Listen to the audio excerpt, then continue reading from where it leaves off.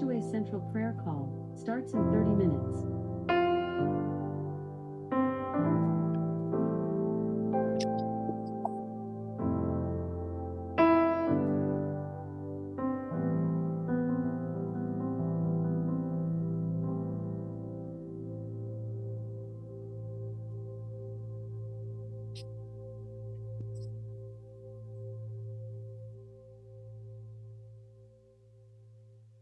All right, how you all doing?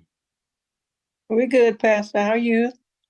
Doing absolutely wonderful. Absolutely wonderful. I want to thank you all for joining us.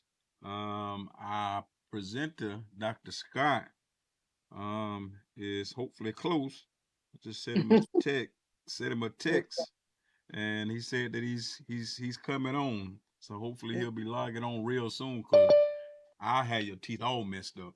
And Yeah. but those that are watching on Facebook, YouTube, or Twitter, if y'all could do me a favor and go ahead and begin sharing the post, I would be extremely appreciative. Tanner, stop talking, please. And and um and so we're gonna give Dr. Scott a couple seconds to pull it all together. And but you all go ahead and start sharing the post for us, so that we can get some more people Start sharing lined up so with what that's some more I think people. I think you're Start playing in the sharing. background, Kerwin. So that's some more I people. think you I think you're Start playing in the sharing. background. There you go. All right. And so go ahead and begin sharing that post at Facebook, YouTube, or Twitter. Go ahead and share that post if you want to come on. Just click that Zoom link that's pinned to the top of the comments on Facebook, on YouTube, and Twitter, and you can come on. But Dr. Scott is always open to any kind of questions that we may have. He's saved us a lot of money and sent us in some good directions over the past year, and so we're excited about the opportunity to get some information, but also be able to ask any kind of question we have. And so you can type it in the chat if you have a question, or if you want to join us on Zoom, just click the link and you can ask the question yourself. But after his beautiful wife gets him ready to go, the next voice you'll hear will be that of Dr. Kerwin Scott Sr. Pastor, how you doing? Doing good, Doc. You know, sometimes you need some help. You got to. That's why Adam only had one rib. He needed another one. Oh man, how was your day today? I had a wonderful day. Busy day, but wonderful. Good, good. Can you make it available to screen share for me? All right, let me get you all set up. Right, we got you going. Okay.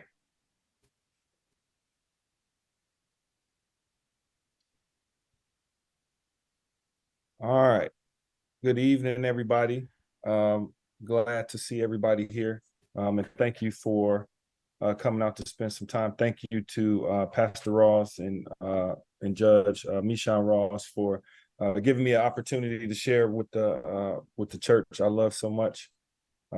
Excited to be here tonight, and we're gonna continue on with our topics. Our topic that we talked about last time, which was Black students and their matriculation through not only high school but college and their path to becoming a doctor.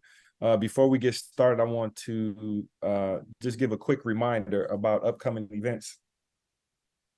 And we have this flyer that Dr. Cardi Scott created, and you can see there's a list of events from the Education Equalizer Foundation. And please save these dates. Save these dates for me. And if you need any other information about these events, you can either contact me or contact Dr. Cardi Scott, or go to the website.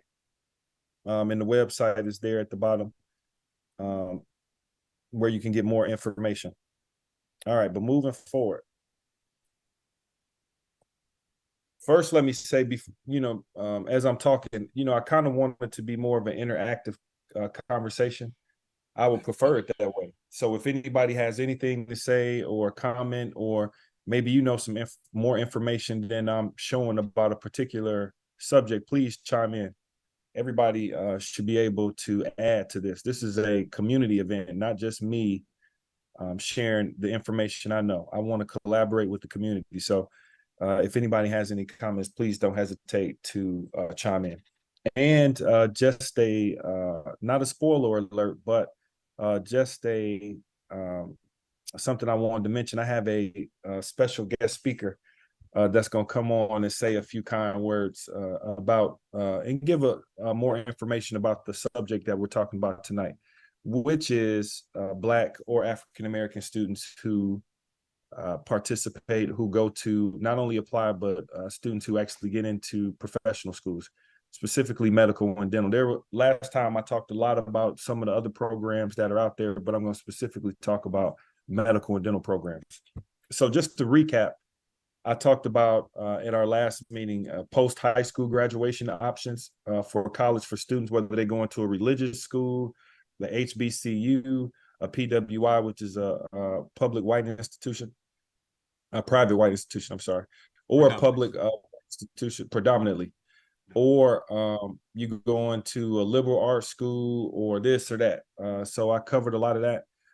Then I talked a little bit about the challenges that Black students face during college, whether it was depression, physical abuse, or violence overall, or issues with working, or just other things that could potentially keep them from being successful in college. And if you could, please mute your mics, please. And then lastly, what programs are available for Black students who want to be healthcare professionals? And how do they find these programs? How do the parents, encourage their kids to go to these programs? How do school counselors encourage our students to go to these programs? And so, like most people, I did a search. I wanted to see if I was a student or a parent, most likely the parents would do something like this. If I was a parent and I wanted to know what are the top professional schools for Blacks, I would just go to Google and type it in.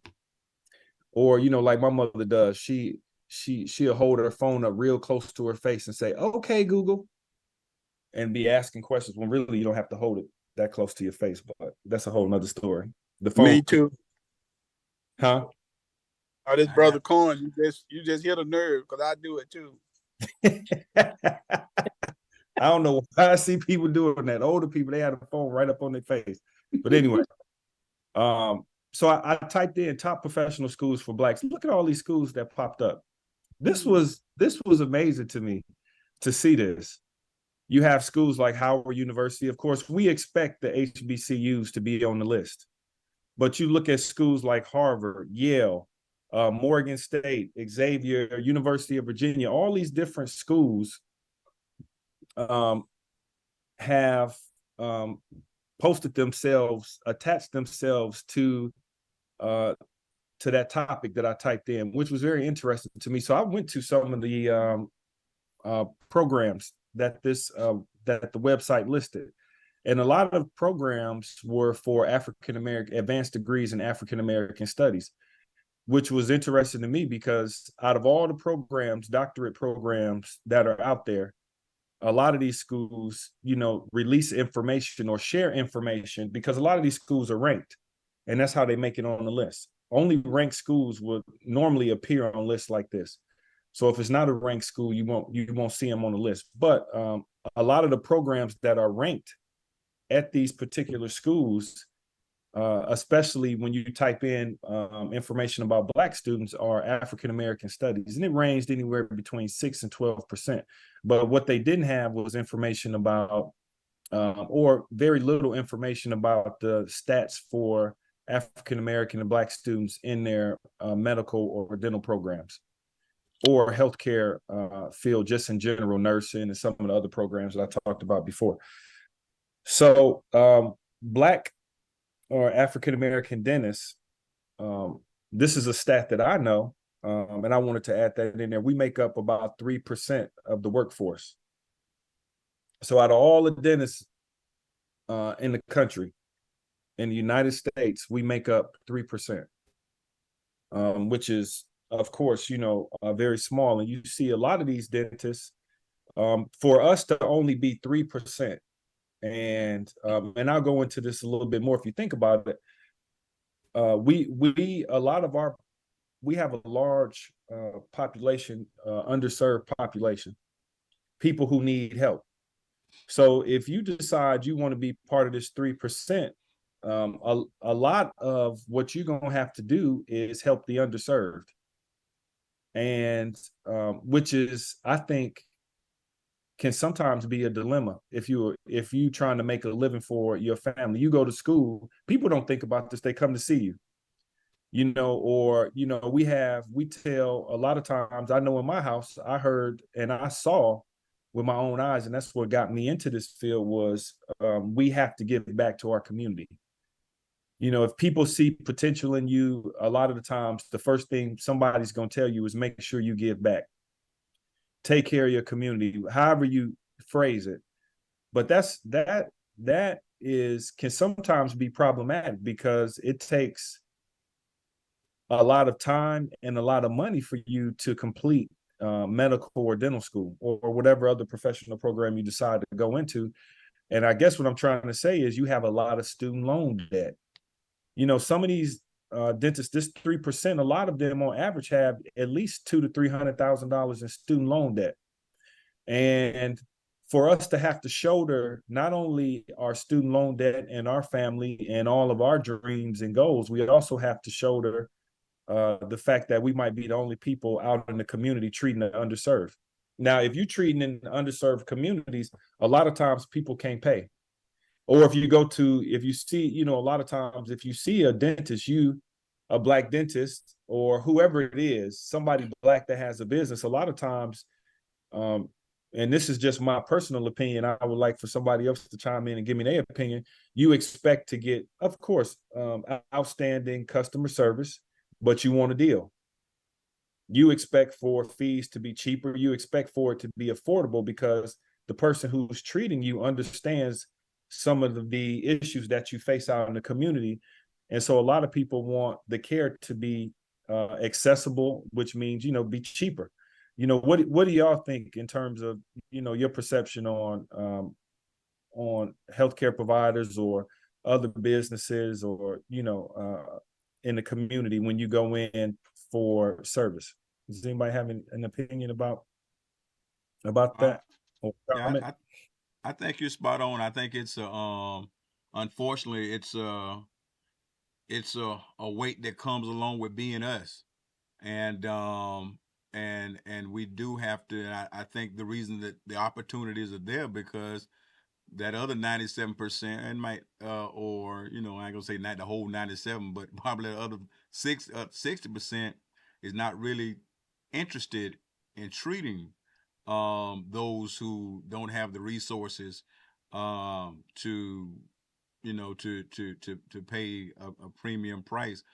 And so but I think what our community needs to really do, and I think it comes from and I've been preaching on this lately, we got to empower our people, and we have to educate our people on the idea of how to come up as a community, and so I think the entire village really needs to have honest conversations with our people. I saw somebody made a post that said, you go to McDonald's, you go to McDonald's and they mess up your order, you go right back again.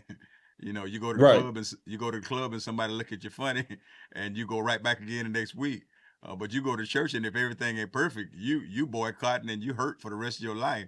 And but I don't think that's just with church.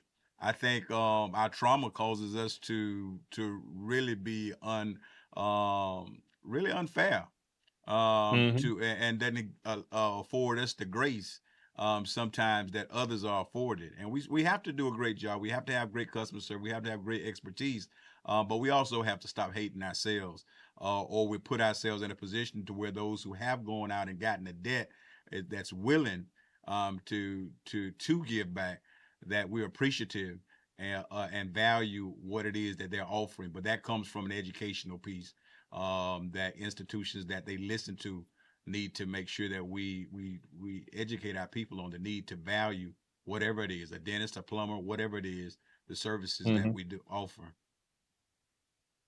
That's spot on, Pastor. Thank you for your comment. And you're right. I mean, it does come from education, you know, because education, you know, if you understand it a little bit more, you have a little bit of empathy, you know, even towards your healthcare provider, because it's a delicate balance that you have to have. You have to be able to maintain your professionalism, but you also want to let that person know that you understand where they come from. So a lot of times, you know, you kind of, you know, whether it's through language, whether it's through, you know, talking about similar situations. So you establish this rapport with this person, and all this happens before you start talking about how much things cost.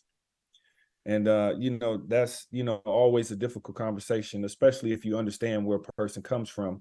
But it's usually, like you said, Pastor, it's usually one-sided. You understand from a health provider standpoint, you understand where they come from, but then the person you're talking to may not necessarily understand that you came not only from the same place they came from, same similar environment, but some of the other limitations you might have as a provider.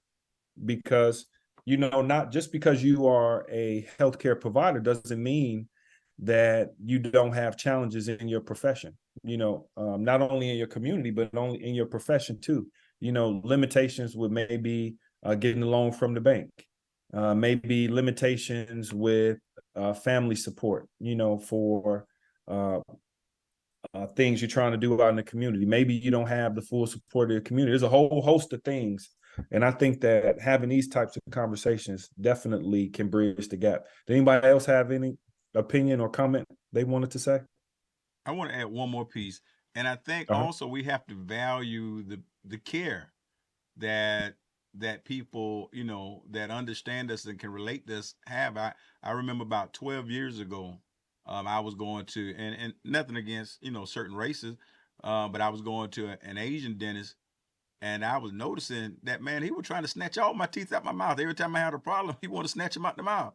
And then I noticed that my wife, who I remember she went to a dentist, and they were talking about, you know, they were giving her these implants. I mean, she still had her teeth. Cost a little bit more, and he wasn't even asking me about price. He was just snatching them.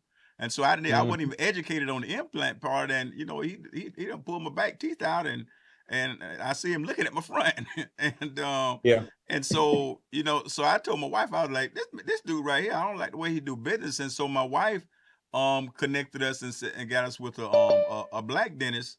And you know, and it's not all about race, but this lady right here, man, I mean, I've been to this lady for 12 for about 10 years or so, and she ain't pulled none of my teeth out. And the little thing that I had with something when they stick the little thing in your gums and it go too deep or something like that. He was saying I always had the reason why he pulled, you know, all those things have come back up, and she's actually showed me how to take care of my teeth and have great reports because she's actually educating me.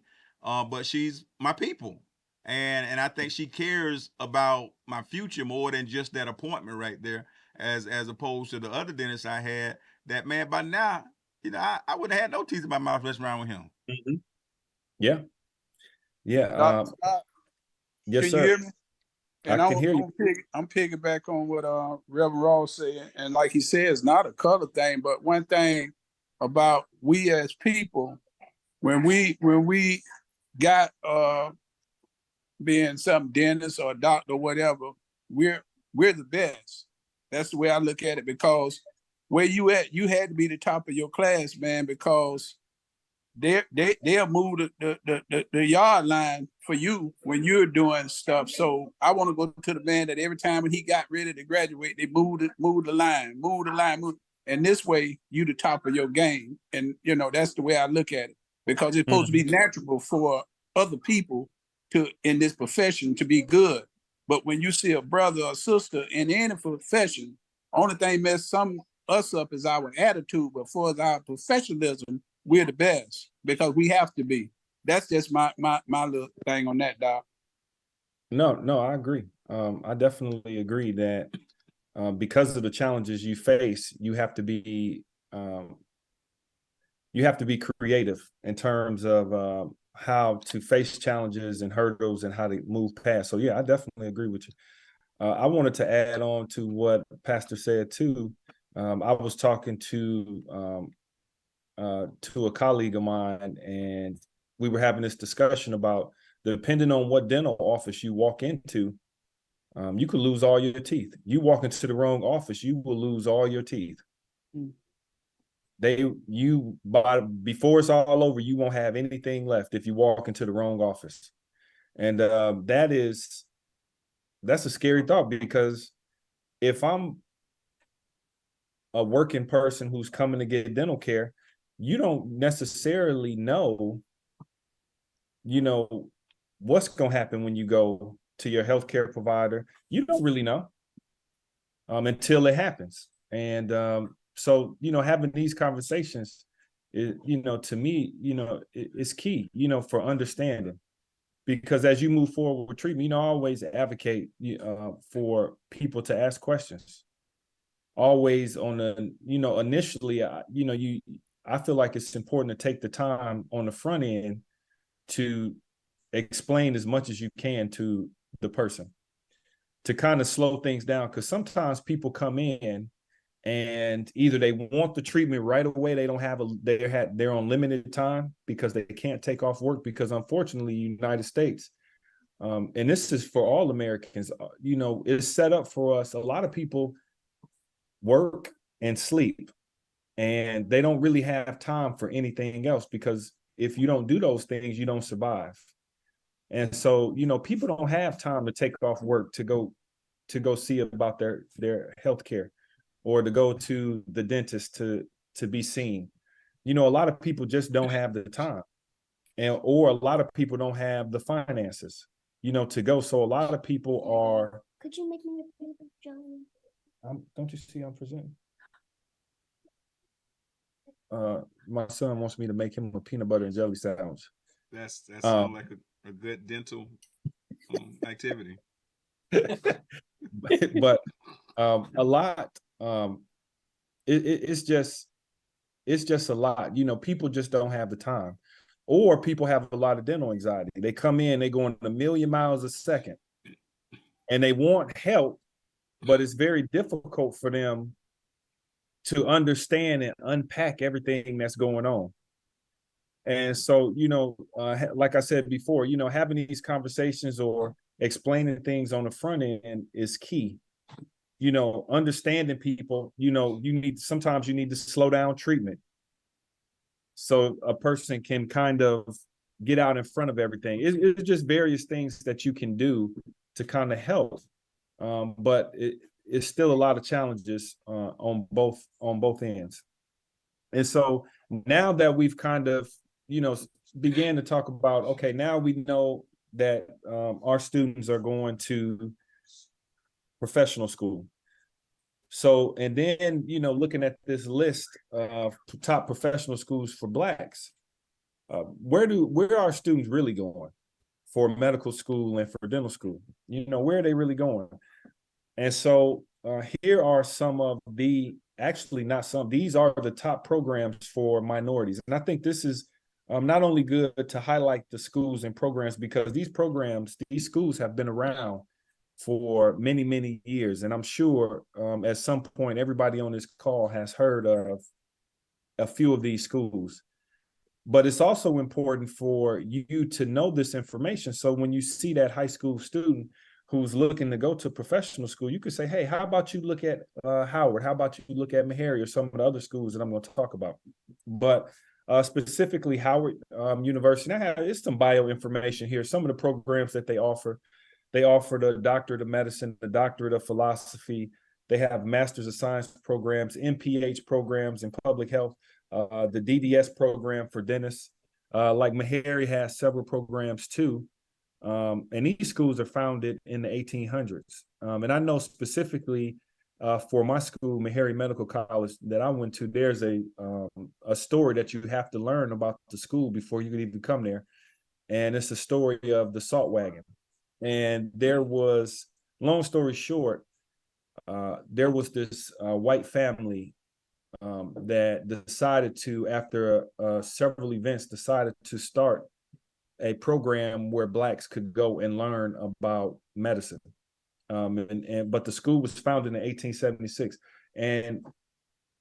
and what's interesting is that family, a lot of times their descendants come to Meharry, and they speak, and they're, I've seen them before, so that to me is some of the history associated with these programs is amazing. So Meharry offers like the School of Medicine, School of Dentistry. They have graduate studies and research.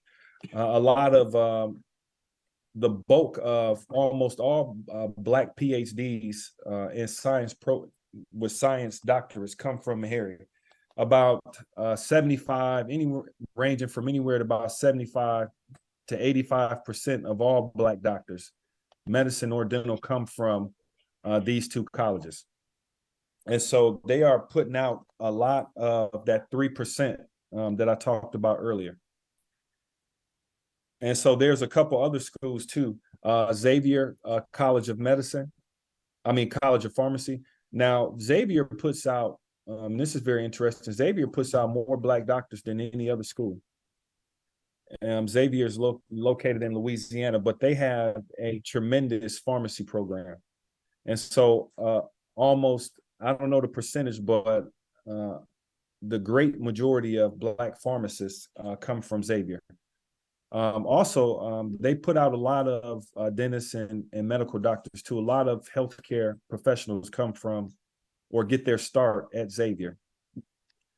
Charles Drew University, which is in California, they have a College of Medicine and a College of Science and Health program and a nursing program. They also put out a lot of Black doctors. And then Morehouse, which has been established a little bit sooner, in 75, they have degrees in not only medicine, but public health degrees too.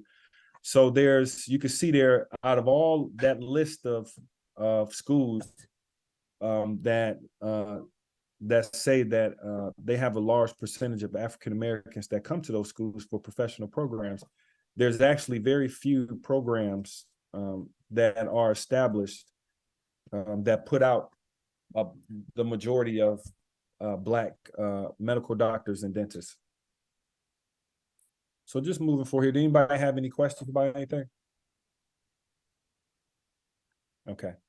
So now that I've covered just a little bit of the schools that we go to, some of the opportunities we have, some of the challenges we face as healthcare professionals, I want to take more of a general look and talk about how we're represented in the workforce.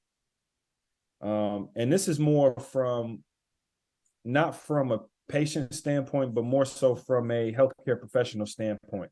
And some of the challenges we face, even though we have, the terminal degrees, the big degrees, we still have our issues within our profession. And so the ADA is the American Dental Education Association, which is a large, very, very large dental association. And I just wanted to briefly, you can find more information on the website, but they just recently posted an article that talked about very little progress in dental schools enrolling Black students. And I've even noticed it at the University of Florida. The University of Florida has really made a push to try to increase the amount of Black dentists enrolling into the not only enrolling, but being accepted and actually being able to matriculate through the program. They're making a large push, so they're doing their part, and there's some other schools that are trying to increase minority enrollment outside of the HBCU. And so they just talked about very little students, and you can see it down here. And they're basically saying, as a profession, we fail to grow interest among our graduates in careers that may support historically underrepresented and marginalized racial groups in healthcare. And dentistry, to me, I didn't know anything about dentistry. when I was in high school, when I was in college. The only thing I knew was, I thought when you think doctor, you think medical doctor. Because when you turn on your TV, you see Chicago Med, Grey's Anatomy. Dentists don't have TV shows. And so, a lot of our students don't even know about the opportunities that are available in dentistry. But this article was addressing that. And I thought it was a really good article. And just even more so, just recognizing that there is an issue, I think is the first step. And then figuring out ways to increase enrollment. And it's not only up to the school, and Pastor talked about that. It's not up for people. It's not for people to come save us. It's for us to have the conversations and push our kids to these programs. We'll push our kids to go work out 4 times a day for sports, but won't, not in all instances, but won't push our kids to go to professional programs. So, in our community, in some instances, we all can improve and do a better job in pushing our kids to careers that are very lucrative and could have a major impact on our community as a whole. And so just a little bit more information that I found about dentists in the community. And I want to go to a website here. So let me come out of this presentation here for a second. I want to go to this website.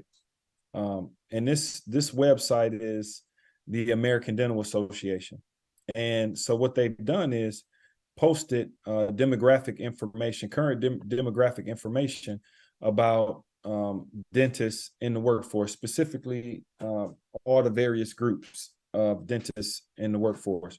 I hope everybody can see this slide, but this is basically, they've broken it down into 4 main categories. You have distribution based on age, which is in the upper left. You have dentists per capita, which means the comparison between dentists and the patients we treat, the numbers of total dentists per patient that we treat. They also have it categorized in race and ethnicity, and also gender. So when you look at some of the things that kind of stick out to me, and this is from 2022, when you look at the dentists, there's over 202,000 dentists in the United States. And we treat, there's about 60 dentists per 100,000 people. So a lot of people don't receive dental care. We're still responsible for treating a large amount of people. So there's very few dentists in comparison to our total population. And so if you break it down and look even smaller, you could only imagine when you look at the Black dentists and you look at our total population, how many people actually in our community actually need treatment. And so that brings me to my next point. If you go down here to race and ethnicity, you look at the population. So for white dentists, they make up about 59% of the population, our total population. And they have about 68% of all dentists are white in the workforce. So when you look at their total population and the dentists available for treatment, their communities receive more than adequate care in terms of providers available for treatment in their communities. Now, when you go to Black or African-American dentists, we represent, according to the ADA, about 13% of the total population, but we're about 4% in the workforce. So there are a lot more people in our community than dentists to treat. Now, if you think about it, a lot of the dentists are not going to, or I don't know the percentage of dentists that open up in these underserved communities. There are some, but from what I've seen, in my personal opinion, people typically, because of the high student loan debt and various, just career ambitions and things of that nature, move into communities where they can make money. Now, people still can go see these providers, but a lot of times they're not in the community where people are underrepresented and need the actual treatment.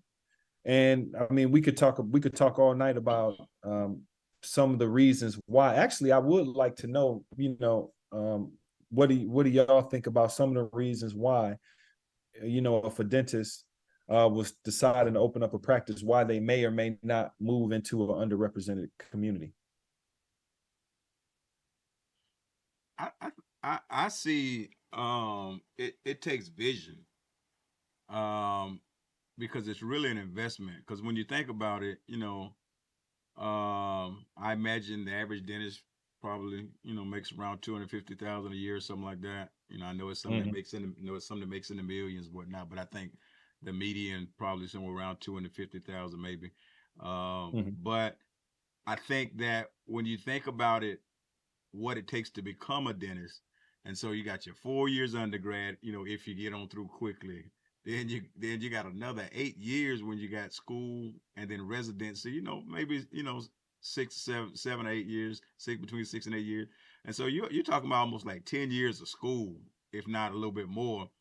And I think some people might not be able to see the vision in the investment. And then when you look, because when I look at these numbers right here, even though it might be underserved, man, I look at that as major opportunity. And so if I see that it's only 4% and there's a 13, there's some major opportunity because the Black community does have money.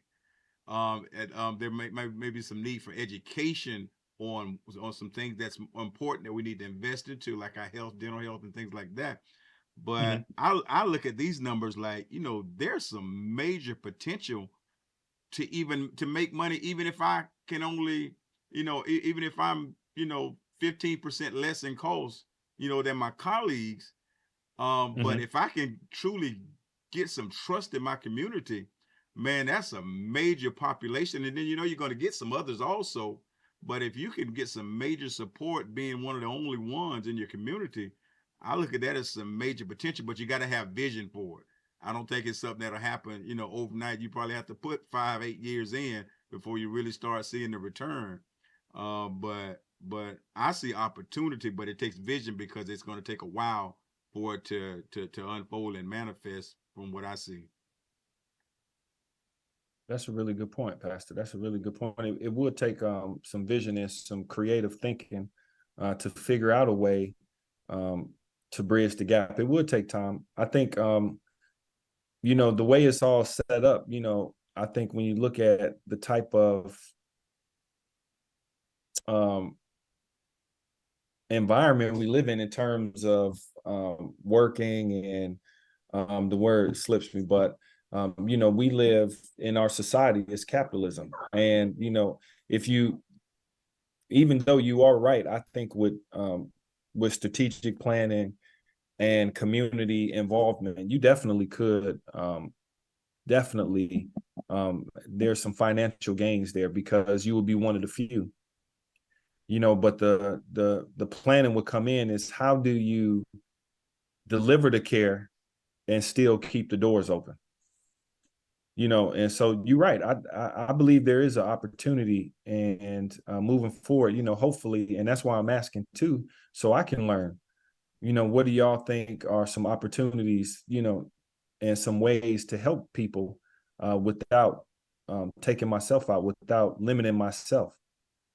And so that's a really good point. Dr. Scott. Yes, sir. I've been here all my life, and in terms of medical, we do not have that many, as far as I am aware of, that many, medical professions like doctors, dentists here in Alachua County. The ones that we have had, Dr. DeBoles, and we've had, for within the period of 100 years or 75, 100 years, we've had Black doctors, and they've done quite well. Dr. Banks did quite well. Dr. Cosby. Cosby did quite well. because there wasn't much competition. I'm like Pastor Rawls. I think that you would do quite well because there's not the competition. You with the number of blacks, and you know you're not going to have 5, 10 dentists with businesses. So I think you would do quite well. But it's just like anything else. I think the medical profession would do better than the other businesses. Like funeral business, daycares, restaurants, and all like that. Very competitive. But the health profession, it's been ranking very high. I think you would do very well. I think a piece that we just have to kind of grow to accept sometimes, and we don't have to, because we can go and serve a different population and probably do fine, but we'll have to deal with the other stuff. Yeah. And Yeah, I don't know how many white people, I would probably guess probably 45% of white people would actually want a black person's hand in their mouth, just because of the way they were raised.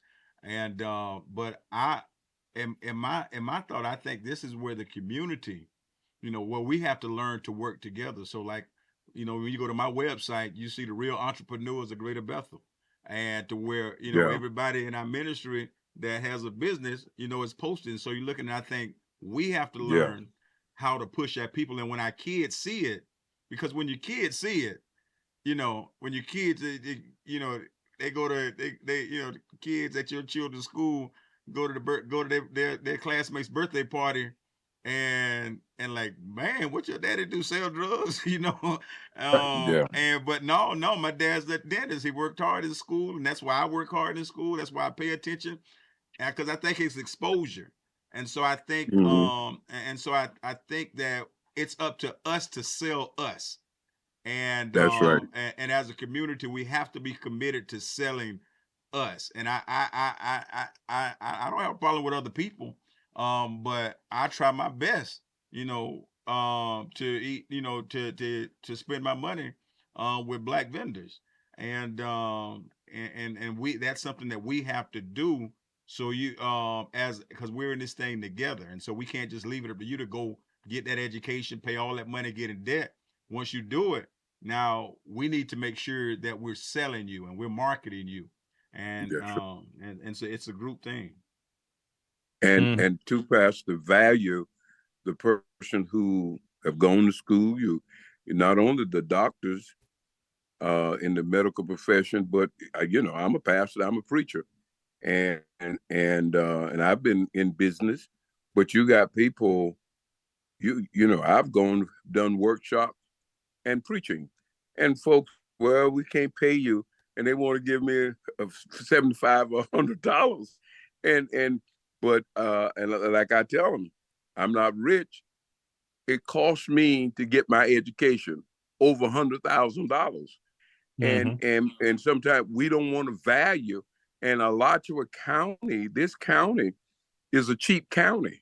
Yeah, I mean, you can go. I pastored in Mary County. You can go down wherein I was. You've heard me tell the story. I was getting $100 a month, wanted $50 a month, wanted $100. They said it wasn't a pastor in the state of Florida making $100. When I went down to Ocala, got called Ocala, they was giving me $150 a week. So it's the mindset. Yeah, it's the mindset. Yeah. Yeah. I agree. It's definitely the mindset. I definitely agree with that. And it's definitely something we could do to work together to figure it out. But this is a really good input. I appreciate everybody chiming in. Another stat to get back to the stats that I thought was interesting to me. You look at the Asian population; they make up about 6% of the population in the U.S., and they have about 19% of all dentists are Asian, which is a really high percent. Even something kind of off topic, when you think about earners, in the United States, if I'm not, and I learned this from Dr. Karji Scott. We talk about that, and Asian women earn more, I think, in some instances than white men. And then when you look at the hierarchy of earners, of course, Black women make more money than Black men. But the Asian community, they're doing really well in the United States. Even when you take a look at the population of Hispanics in the United States, and especially here in Florida, there's some places in Florida you go, if you don't know Spanish, you can't even communicate with people. Down south, Yeah, and so you look at their overall population, which is about 19%. Their total workforce for dentistry is about 6%. And in their community, from my experiences, they do a really good job at keeping money in their community. A lot of immigrants come from other countries.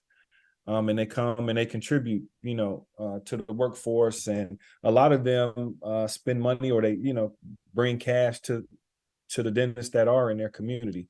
And I think that that's something else to look into, because a lot of their dentists market to those communities, and they feel comfortable going there, even if they're in some instances where they might be here illegal. They're still able to find people to treat them. And so that's definitely something for me, to look more into, to see how they're able to connect with their community and successfully treat patients. And then some of the other groups, non-Hispanic groups, American Indian groups, and Hawaiian groups, they didn't really have a whole bunch of information about them. But one thing I did want to mention that was a little bit off topic, but since we were kind of talking about the youngsters in our communities, just when you think about changing, doing things to change our community, I think one of the main things I saw was dating. I see, being at a major university, being at the University of Florida, I see a lot of people dating each other, marrying each other. So you got healthcare professionals marrying other healthcare professionals. And I think that that's really huge. I think that, that's something to look at for our young men and our young ladies. Who are you marrying, in terms of not just, it's bigger than you like this person or this person. We all, as people who are married or older, we all understand that now. But when you look at the opportunity for generational wealth, and you look at the opportunity for advancement and being able to collaborate and having more support and going out into the community, one aspect of keeping the dollars in our community is to marry other healthcare professionals, marry other people who are doing well. You have more support, you have more resources, you can do more. When you marry somebody, that's kind of doing similar things that you are, so it's, we also need to change the perspective on what's important in terms of, what we look for in our relationships, the things that cue us in on how successful a person may or may not be. More tangible items like stuff like cars and clothes and stuff like that. A person might be a millionaire. You may never know it if they riding around in a old Toyota, but so those types of social cues, I think, or things that we on a daily basis that we run into, are things that we should also explore and talk about. Dr. Scott, before you move Yes, sir. forward, you kind of lost me a little bit when you were saying like the part about marrying the same health, but that little piece, you know what I'm trying to say, kind of break down just a little bit. You ain't got the long. Brian, what he's saying is, me and you got lucky our wives didn't hear him say that before we locked them down. Right. That was simple enough. Well, you No, sure know how to break it down fast. you know what? Even if you really think about it, a lot of people marry strategically. I mean, people are looking for or get taught to look for particular qualities in individuals, whether it's a male or female. And so a lot of people look for those because you want somebody, if, for a guy, you want somebody who's attractive, who's got this confidence, all the physical attributes you might want. But what you need to add to your list is somebody who's highly successful, somebody who's a doctor, or somebody who's a lawyer or a judge or whoever it might be. You need to add that to the list too, because once you get done, once you check off all the boxes in terms of physical attributes and whatever other attributes you're looking for, you still have to get out here in the world, and we still are faced with a lot of challenges. So I'm going to teach my daughter and my son to marry somebody who's highly successful. Don't come in here with somebody who's not progressive, and somebody who's not thinking about the big picture. And I think we should all take that stance. And in return, that will help our children as individuals strive for more. That's just one small aspect. That's a whole nother topic. But I did want to throw that in there because those are topics I know that I talk about a lot to the dental students, about their choices, who you're going to marry. You need to be thinking about that. It's all, has somewhat of a business aspect to it, and it's important. Now. Okay, Doc. Yes, ma'am. You locked down. I came on to tell him. You locked down. You locked down. I heard You Pastor can't go Ross nowhere. saying something I should have heard.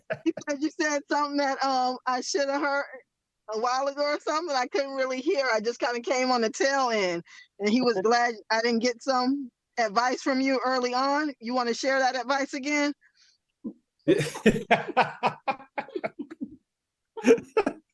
Well, I said a whole lot of stuff, but I think the main point is, first we need to recognize, that Black women earn more in our community than Black men, and there's nothing wrong with that. But I think that in terms of when you looking to be with somebody, these are things that you need to look at, and then, too, Black men, it gives us an opportunity to want to do more. We should, do more,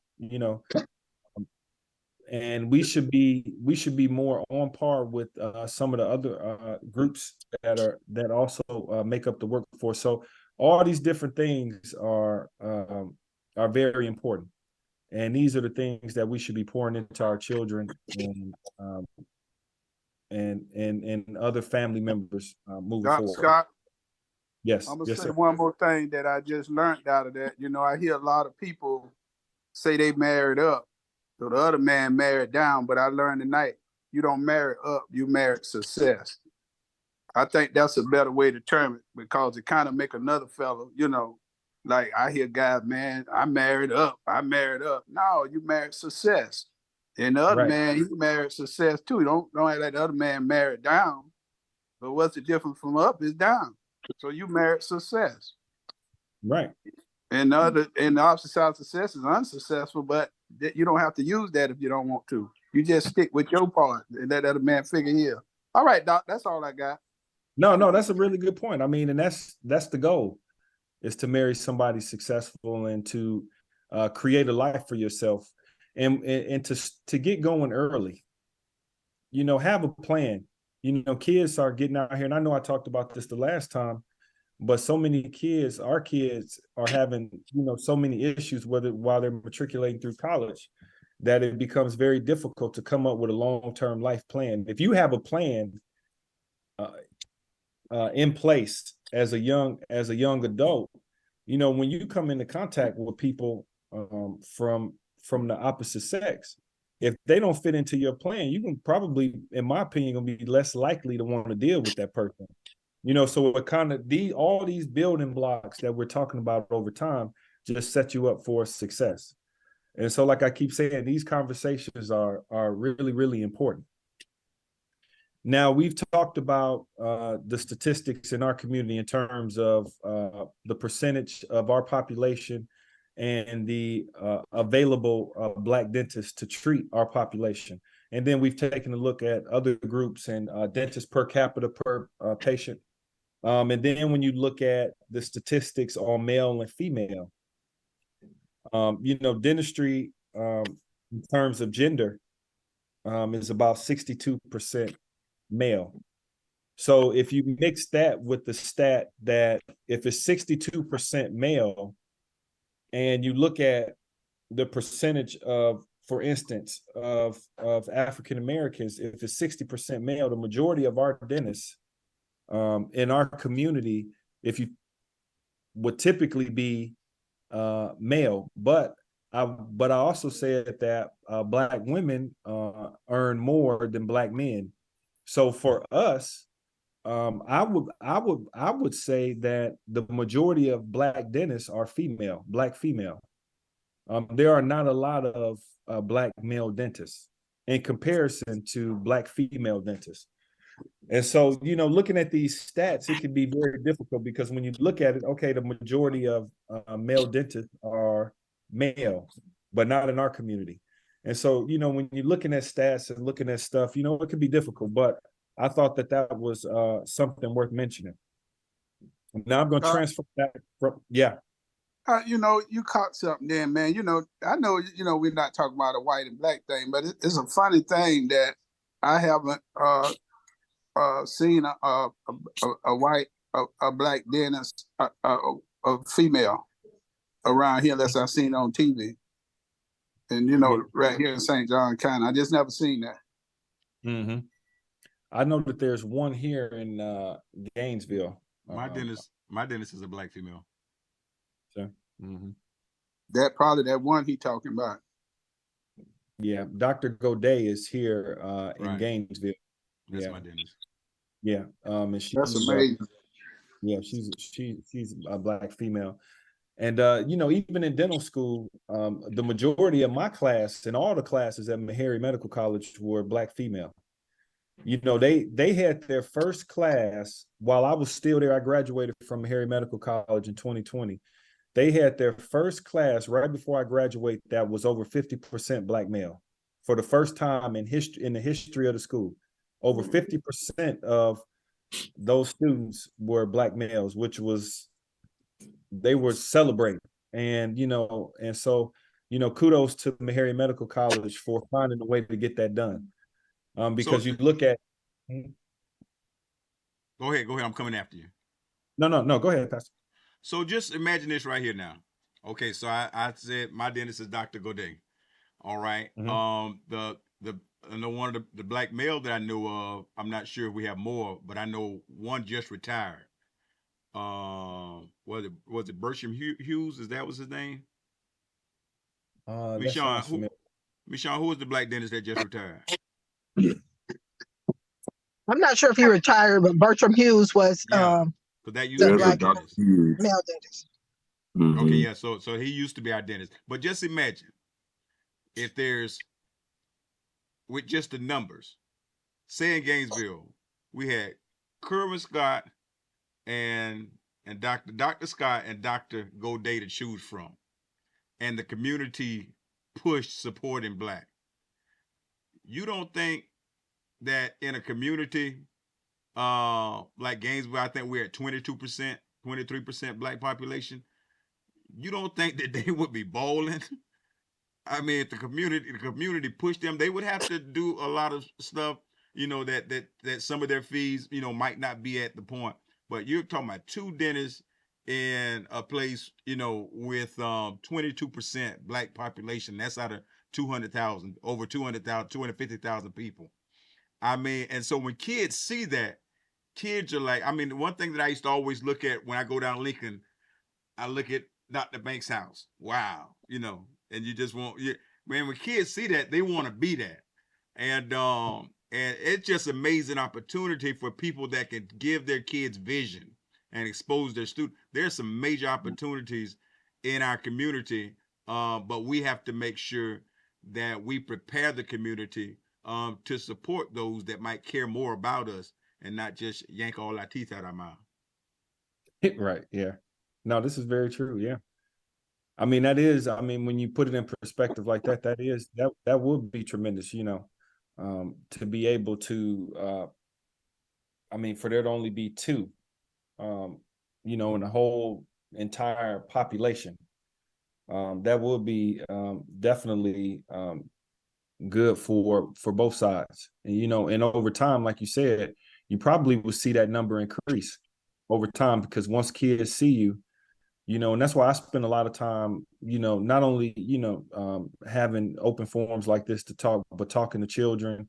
I have a lot of Black students come and watch me do surgeries in the clinic and stuff like that. And I always try to, because it's really getting to them. It's one thing to talk to a population that's already established themselves.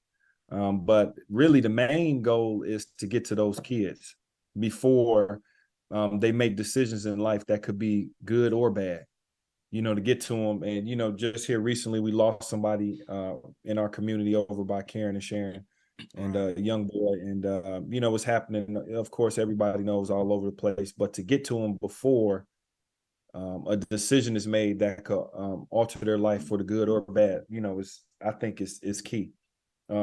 Because when you look at that, brings me to my next point. This slide here, and I'm not going to read all this stuff out, but I do like to be thorough and making sure I put in all the information, because you can go back and look at it at a later time.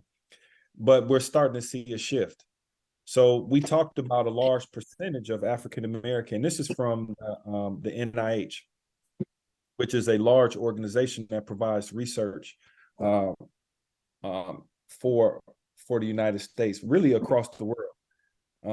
And so we're starting to see a trend now where a lot of Black students used to go to predominantly HBCUs for medical and dental, and to Xavier for pharmacy. And, I talked about that earlier, those other schools, Meharry and Morehouse, and some of the other schools in Howard. But now you're starting to see a shift, because other schools now are increasing their efforts to diversify.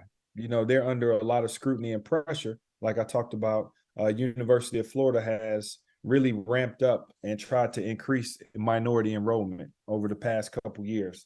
And so even since I've been there, I've seen the numbers slowly increase in terms of African American students in the dental program. But a lot of other schools are trying to do that. And so now you're starting to see a slight shift. They're starting to eat into that number of kids that come from our HBCUs. A lot of these schools now are starting to offer programs.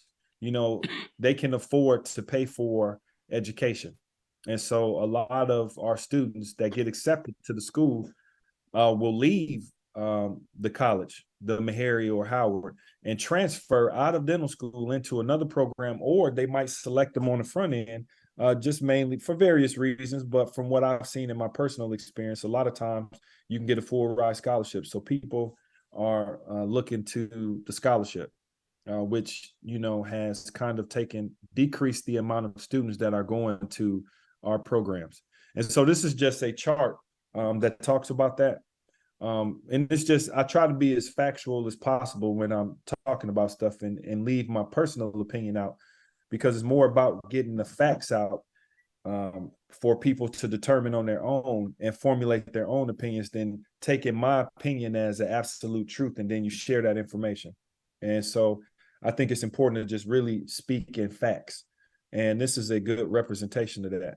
So now that we've kind of talked about not only the challenges that Black students face when they go to college and, post high school, and then some of the issues they face in college.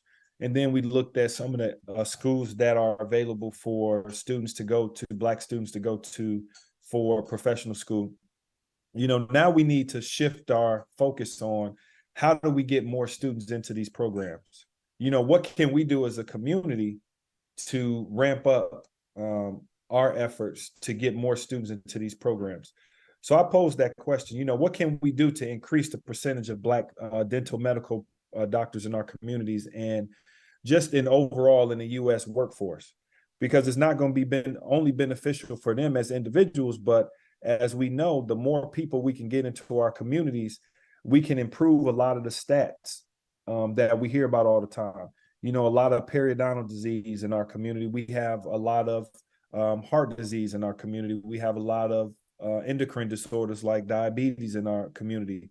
And that doesn't even include some of the congenital diseases that we have, or some of the diseases that we develop over time in our community, from whether it's from systemic issues, whether it's from like host modifying disorders like smoking, whether it's poor food choices, whether we're talking about grocery deserts, food deserts, or not having all the basic systems we need, like education and financial banking institutions and grocery stores and medical doctors and dentists, all these different things. It's on us, like Pastor said, to figure out ways to increase these numbers. So I have a special person that I want to say a word that we all know, and it's Dr. Karji Scott. And I want to congratulate her on her new title as the Strategic Planning and Innovation Executive Director for Tennessee State University. She's going to be doing a lot of work with not only the university, but the state of Tennessee to push objectives and other mandates that we come up with to increase educational opportunities and funding and scholarships and various other things. And she can explain more information about her new title. But I wanted her to speak specifically about some of the things that she's doing in the community, aside from being the CEO and the co-founder of the Education Equalizer Foundation, student leadership and development and adjunct professor at Santa Fe College. She's also authored You Are Accepted, How to Get Accepted into College and Life. And she's my wife and the mother of my children. She's also some of her other organizational obligations she has with Jack and Jill of America. She's also working closely, of course, with Greater Bethel AME Church. And she's also a member of the NAACP. And I could go on and on. This is the short version she sent me. There was probably about 10 more pages of stuff that I could have talked about. But thank you for keeping it short on your long list of accomplishments. But I would like for Dr. Karji Scott to get on and to say a few words and to talk more about what she's doing to increase the amount of students going into our programs. So without further ado, Dr. Scott. Okay. You might have to mute yourself, and I'm still at work. Hold on one second. Okay. So just hit mute. All right, you're good. All right. Hey, my church family, how y'all doing? Oh, Dr. Scott. It's good to see y'all. Can y'all hear me? Yes, ma'am. Yes, Yes. Can y'all hear me? Yes, ma'am. Yes, ma'am. Okay. Awesome. I couldn't hear you because I was fussing at Kerwin and didn't turn my sound on. But anyhow, I don't know if you heard that my beloved, phenomenal leader, my president, this week announced her resignation. And so she's only going to be with us for the rest of the year at Tennessee State. If you didn't know, that's my real job. It's Tennessee State. I've been working remotely for them for the past 3 years. And on the same day that she announced her resignation, my job was changed. I was a digital recruitment director. Before that, I was a director of admissions and recruitment. And now I'm helping with re-strategizing things for the next group of leaders, I guess. I don't know. But they've changed my title to executive director. So I'm really excited about that. And Kerwin wanted me to talk about at least one great program that will prepare students to become dentists. And so I'm going to share my screen. Can I have permission to share my screen, Kerwin? Pastor is going to have to King. Let's see. Okay, I got it. Okay, awesome. All right, so this is some information about one of my favorite schools and one of our very popular programs. It says my screen sharing has paused. I hit resume share. Why is it doing that? I wonder.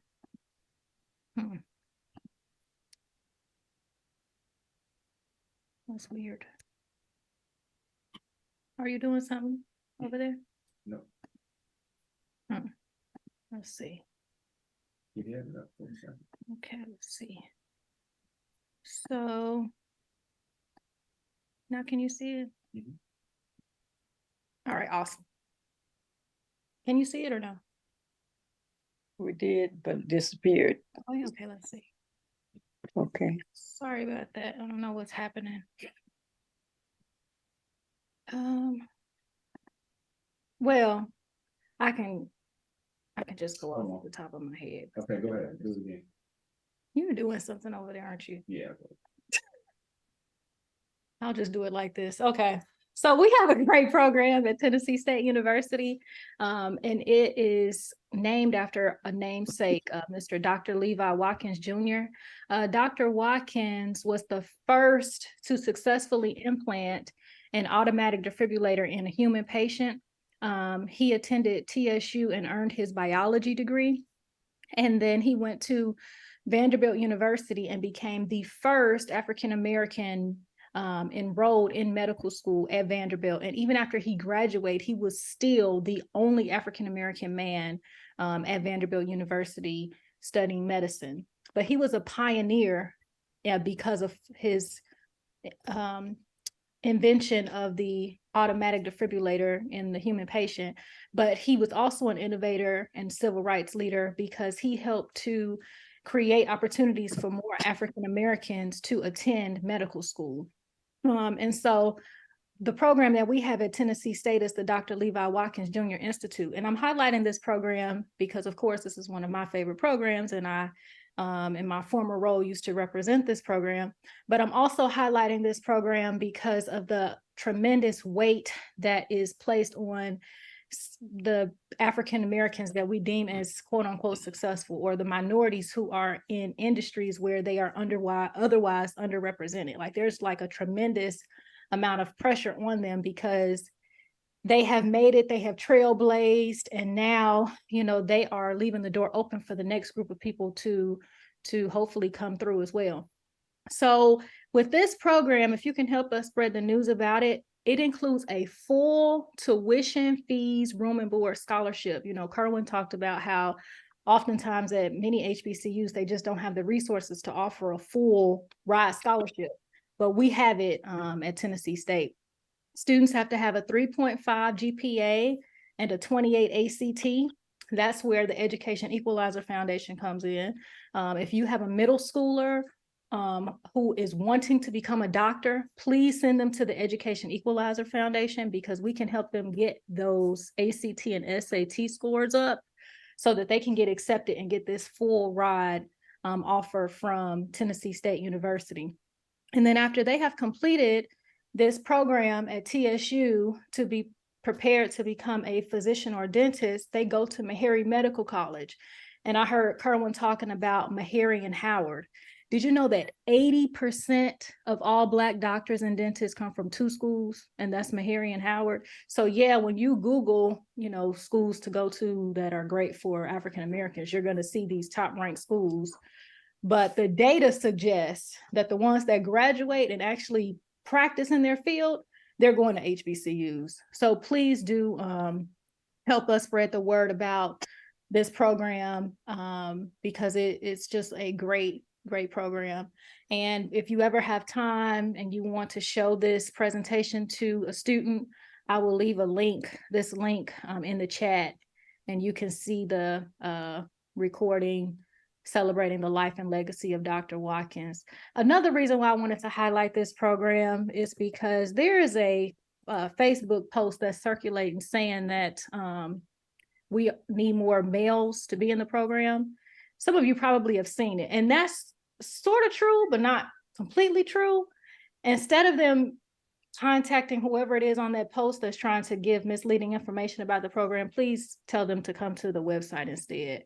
And there's a recording of the Watkins presentation on the website as well. So Kerwin asked me to share this information with you guys, so I'm sharing it with you because it kind of closes the chapter on what he talked about as it relates to students getting prepared to become physicians and dentists. This is another way for them to do it. And you have here at Greater Bethel a recruiter that can give your kid a full tuition fee, room and board scholarship. So, I mean, what better way to practice what we preach than to lean on me and let me get them prepared. So even though they can't start school until after they graduate from high school, send them to me in middle school so that I can get them prepared and they can be successful. So thank you, Kerwin, for letting me talk. Thank you. Karja, will you also, I know it's probably at the deadline, but just in case there's somebody that wants to move real quick, if you have space for the event that we're doing next Saturday, would you put that link in that registration link in the chat also? Yes, I have this being streamed as well as on our site. I also have it being streamed right now on Gainesville Black Word of Mouth. And so if you can put that registration for the ONOP event, that'd be great. Awesome. Yeah, that's a great event. We actually partnered with the University of Florida and the Aquaba Freedom School. So as well as our EEF scholars, we have 8 students that that will participate, and they will share how gun violence has affected them. So that's going to be really good. And then we'll also have NAACP, Alachua County, United Way, 100 Black Men, and other youth organizations, Aces in Motion, and others there to give out information to kids so that we can keep our kids busy and off the streets, and we can work together to solve this gun violence issue that's plaguing our community. Good stuff. All right. Take us home, Karja. Take us home. Okay. So I guess if you guys have any other questions, Kerwin and I are right here. He's right here too. All right. Well, I really appreciate all the information, and that's what ministry is. Ministry is meeting the needs, and there are resources that we need to have access to. And so I thank both the Dr. Scotts for always sharing those resources. But we have to make sure that at an early age we expose our children. When Dr. Scott mentioned some things that we needed to do in order to increase that enrollment, and the 3 things that I thought about was education, exposure, and funding. Was what, because he said that I think the way that some of the PWIs are starting to do now, they're starting to offer that money. And so as much as I would want to go to HBCU, I would still like to leave school without a $200,000 bill. And so we need to educate our children. We need to expose our children. But we also need to help fund our programs so that they can also be able to have a fair fight when it comes to attracting the best and the brightest. But I want to thank you all. Reverend Mayberry, did you have something that you wanted to say before? No, sir. No, sir. All right. So Dr. Scott, are we good? Well, I'm kind of offended because I heard Kerwin talking about marriage and marrying up and marrying somebody in healthcare, and I don't even like blood. I don't even, if we had pets, I wouldn't even take my pets to the veterinarian. That's how bad I don't like blood. So we're gonna have a very long, hard talk after this. he was just doing it for the vine. He didn't mean it. All right. Well, I'm talking to him. All right. Well, everybody take care. We want to make sure that you share this post and keep pushing and preaching and teaching our village. And I promise you, if you keep pushing, teaching, and reaching our village, that we're gonna get better, and we're gonna continue to get better. And we'll do all those things that Dr. Scott talked about to live successful lives. So have a great one, and God bless you. Pastor Ross, Yes, ma'am. Yes, Your Honor. I just want Dr. Karji Scott to know that I'm going to have a long, hard talk with my husband tonight too about this conversation. Thank you, Dr. Curry Scott. We appreciate you. I'm gonna pray y'all strength in the Lord. Hey, we about to lose the internet in a second. The internet's about to go out. Thank you, Dr. Scott. Thank you. Good All right, night. y'all have a Good good night. night. Good night. Good night. All right.